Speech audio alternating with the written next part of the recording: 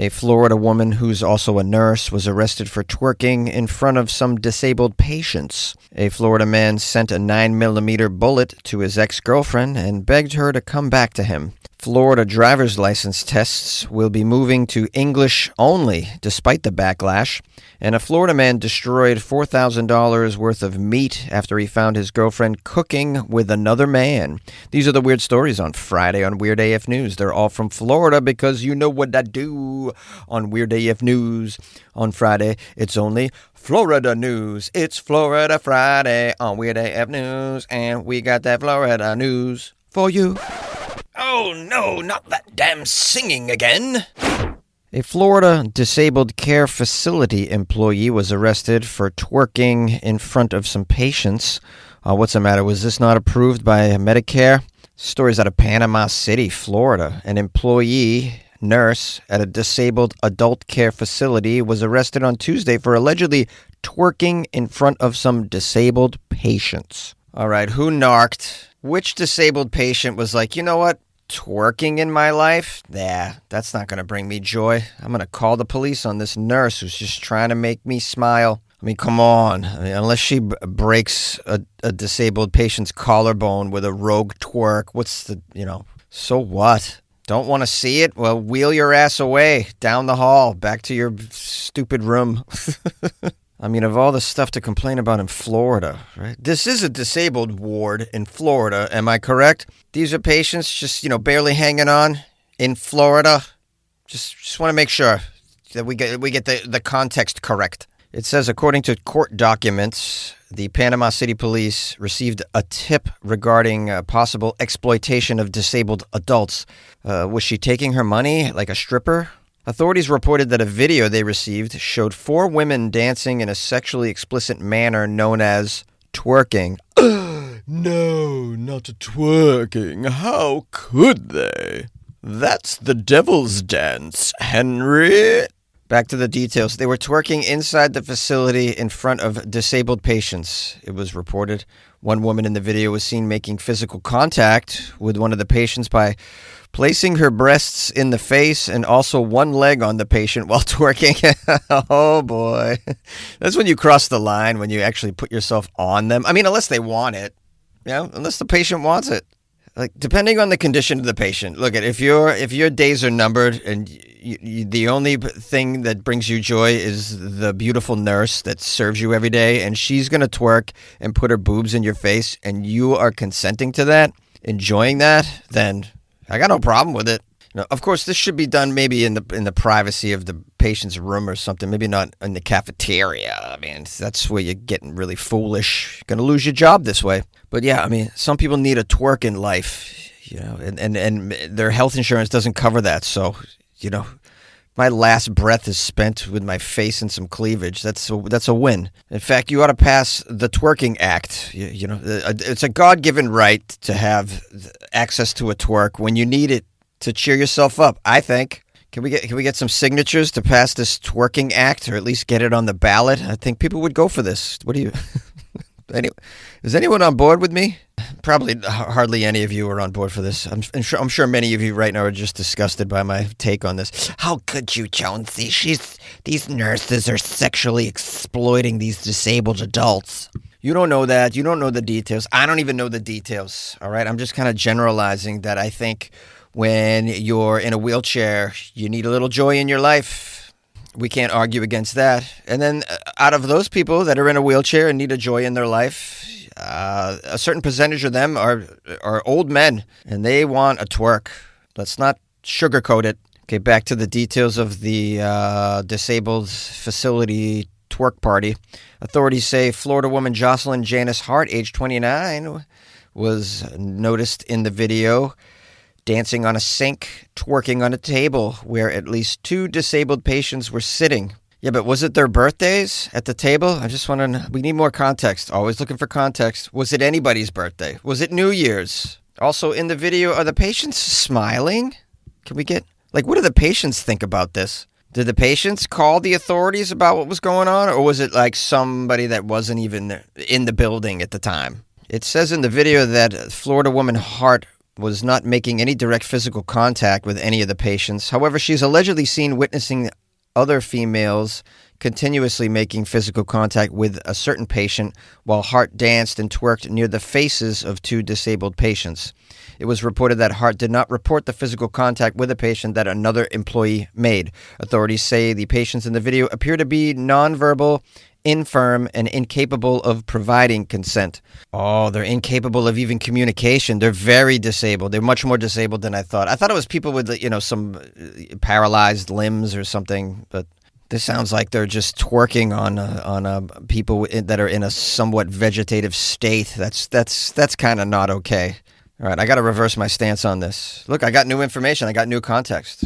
I thought this was, some paralyzed people that were just down and out, and they're pretty pleased and were consensually enjoying some twerking going on, although it's against the rules. But, these patients are nonverbal infirms, as they describe them, incapable of even consenting to any of the fun. So, at that point, the nurses are kind of doing it for themselves. She's trying to make something for the gram that's like salacious. And, that's why I don't support that. Before I get out of here, I'll just say, just disclaimer, if I'm ever wheelchair bound, disclaimer. Ladies, my listeners, feel free to twerk on me. I'll give you my address. You can drive over and you can twerk on me all day. I will provide the moans and the drool. Even a Florida woman. If you're a Florida woman, I'll still accept your twerk. Although we're going to have to use protection. We're going to use a twerk dam so that I don't catch any Florida diseases. A twerk dam. I just made that up. A Florida man sent a 9mm bullet to his ex-girlfriend and begged her to get back with him. This Florida man's facing several charges after he was stalking his ex-girlfriend, sending her a threatening letter with a 9mm bullet inside the envelope. Tell me Valentine's Day's coming up without telling me Valentine's Day's coming up. Am I right, guys? You gotta love the Florida man mating rituals, guys. I've covered many different sorts of mating rituals out of Florida. This is a new one where you mail a bullet to the object of your affections. Nothing says I want a full commitment and you're never leaving my side like some shiny ammunition mailed in an envelope with some cologne sprayed on it. That always helps. Let's keep reading and find out if she got back with him. On Wednesday, authorities responded to a report of a woman claiming her ex-boyfriend, Floridaman Jakir Hassan, had been harassing her via text messages, handwritten letters, and other social media posts. Well, at least he's doing handwritten letters. That's pretty romantic. No one ever writes letters anymore. This is like a Shakespearean Florida man. I'll bet you there was some poetry in those lovely letters. Like, I climbed the tree so that I can see you working at the Dollar Tree. Now, the woman also claims that she was stalked by her ex for about 6 months, according to the probable cause affidavit. The Florida woman claims she and Hassan, the Florida man, lived in the West Palm Beach area, broke up between 8 and 9 months ago. Prior to the split, they were in a relationship for roughly 2 years, but did not live together, nor did they have any children, thankfully. Since the breakup, she's been completely harassed with text messages, social media messages. She's blocked him. She's changed accounts, opened new accounts, obtained new phone numbers, all in attempts to avoid contact from the ex. At one point, she also claims he threatened to shoot her new boyfriend. Oh, boy. Florida man's tripping. And he would do anything for love. He blast your boyfriend in the face. Bum, bum. Now, it says one of the most disturbing incidents occurred a couple of weeks ago when her brother discovered a letter on her driveway in the middle of the night. She told the police that she knew it was definitely from her ex-boyfriend, the Florida man, Hassan, based on the information inside of it. The envelope contained 2 long letters and a short letter with a live 9mm round inside. The letter detailed how he messed it up with her and asked if he could get back with her because he loves her very much. It said so on the bullet. Wow, how do you resist this? Am I right, ladies? They say that women love the bad boy. Do you like us mail your bullets, bad boy? Do you like that one? I think this is one of the love languages, right? There's acts of service, words of encouragement, physical touch, and bullets for blasting. I think that's another love language, right? The article says a few weeks later, the Florida woman said she was alerted by Apple that an AirTag tracker had been placed on her vehicle. My goodness, this guy is just, this is awful. Unbelievable, man. It's rough being a woman out there, I tell you. I would not trade places with my ladies ever. Okay, all of this nightmare situation led to Hassan being taken into custody, thankfully, and questioned. He allegedly confessed to sending the bullet along with the letters and also placing the tracker on her car. He was charged with one count of aggravated stalking and one count of installing and using a tracking device without consent. Yeah, but what about the threatening to murder the boyfriend that she's got now and the bullet? Anything? That's not raising any eyebrows? Nothing? My goodness. Well, the dating pool in Florida, this is what you got. It's very murky. And a good chance you drown in it. The state of Florida announces that all driver's license exams will be administered in English only. Well, I mean, this is a shocker, right, guys? I had no idea they even made you take a driving license exam in Florida. I mean, you see what's going on down there.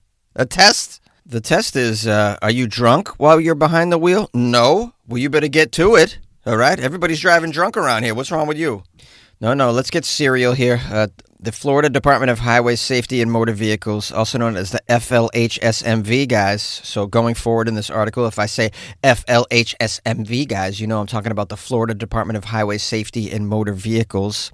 I'm going to guess they have a small budget. Now it says today, Friday, the 6th of February, driver's license knowledge and skills examinations will be administered exclusively in English. This change applies to all driver's license classifications, including exams administered orally as well. What about the eye exam? Are they still going to use those letters E, B, D?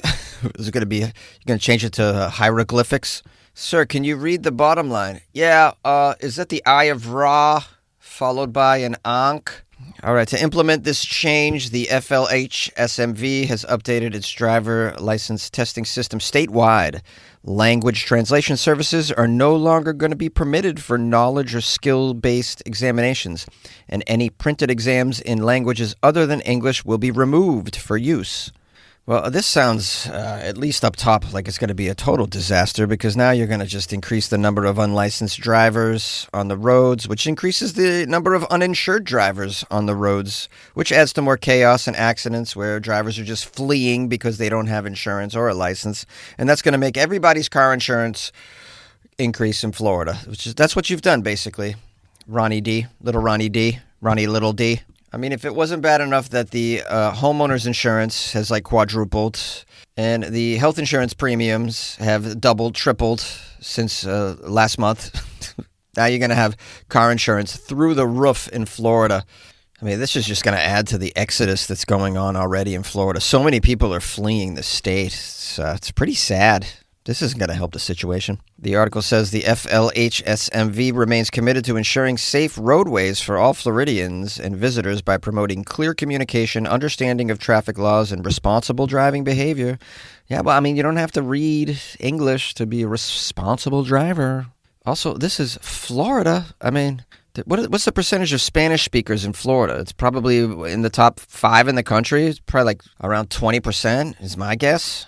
You have little to no public transportation, which just really isn't a thing in the U.S. I mean, you want to make everybody know English to get a driver's license? Well, how about you beef up the public transportation before you put more restrictions on obtaining a car, which is vital to even live in this country, to get around, to buy groceries, to go to work. There's no subway system in Florida. Yeah, there's probably a bus system. Can you imagine Florida buses? Do you even want to get on there and risk your life? Now, as you'd expect, this new law is sparking a lot of debate online. The main argument of supporters is that the English-only tests will improve road safety because road signs are all in English. I find that to be very short-sighted and small-brained. In fact, most road signs are designed to be understood without really speaking the primary language where you're at. They use colors and visual symbols, this sort of thing. And obviously, traffic lights don't have any words at all. So I find this to be a flimsy argument. says here many people who oppose the law call it xenophobic and racist, especially given Florida's diverse demographics. According to the U.S. Census Bureau, 28.7% of the state's population identifies as Hispanic or Latino. 30% of households report speaking a non-English language at home. Wow, it's higher than I thought. Most commonly Spanish, which is spoken in 22% of households. It says many people emphasized how out of touch an English-only mandate feels in a country with no official language. Well, I mean, you could say all day that it's not the official language, but I mean, it's the de facto official language of our country. I don't find that to be a strong argument against it. It's just like it's being reasonable is the argument for it.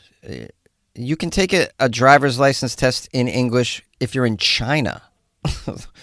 In Germany, they offer multiple languages on their tests. I mean, this is just straight up cruel is what it is. And it comes down from a government that's corrupt and wants to keep their heel on the neck of minorities in this country, certain states anyways. And that comes from a place of fear. And I feel bad for them. The article says people online warned of broader political consequences because of this, pointing to Florida's voter ID requirements and the law's potential impact on voting access for many Floridians. Yeah, this is probably another motivation for the change. They want to prevent certain classes of people from voting. This is all designed to keep the assholes in power. So sad what has become of our democracy. You can put democracy in quotes now. Isn't that sick? If that doesn't give you pause. I'm sorry. I'm becoming a downer in this story. It's not funny at all. I apologize. I was trying to veer off from the typical Florida man criminal does dumb crime. Let's make fun of him. To dumb laws, which happens occasionally. I mean, last year Florida, remember the law that prohibits citizens or anybody from controlling the weather using cloud seeding? Anyone been arrested for the weather control? I'd like to know. Any updates on that? Seeing as all the arrests because of the sunshine laws are known, I would have probably came across somebody that was trying to control the weather in Florida. But I haven't seen anything because people don't control the weather. You conspiratorial numbnuts. Hey, I got some advice for you, Florida. Legalize marijuana. You so need to smoke a bowl and chill the F out. At first it was beautiful. When I turned you on, you turned me on too. But lately, I'm bored. I need you to jazz up my life, to cheer me up when I've got the blues. You tell me you give me what I want, but you don't really care. It's the same old song. Well, from now on, it's Weird AF News for me. Great, non-serious news.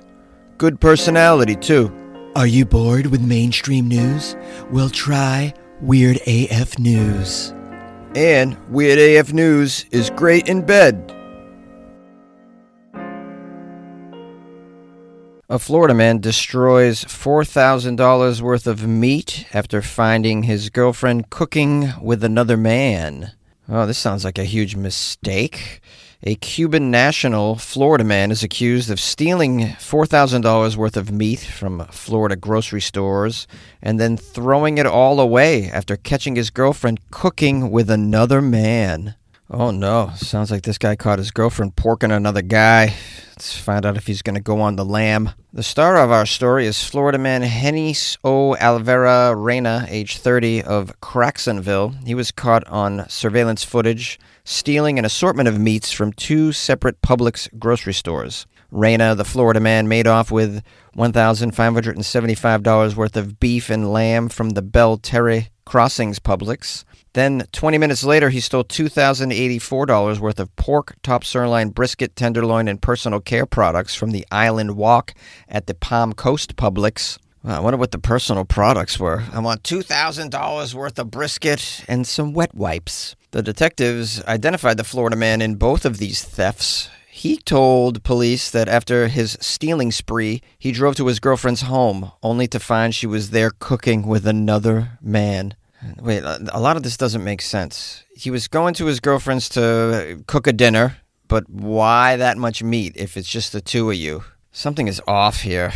It says, upset by the discovery of his girlfriend enjoying another man's meat, he tossed most of his stolen meat. Bro, have you heard of a freezer? What's wrong with you? Why would you throw all that out? Wow, another innocent victim in Florida. This time it's meat. We got County Sheriff Rick Staley, who had a news release. He said, quote, "This wasn't just a case of someone trying to meet their budget. This was a calculated, high-stakes operation that left 2 stores with significant losses." Wow, listen to Rick here with the puns. He's got better puns than me. Rick says, while this suspect's selection was choice, his method wasn't kosher.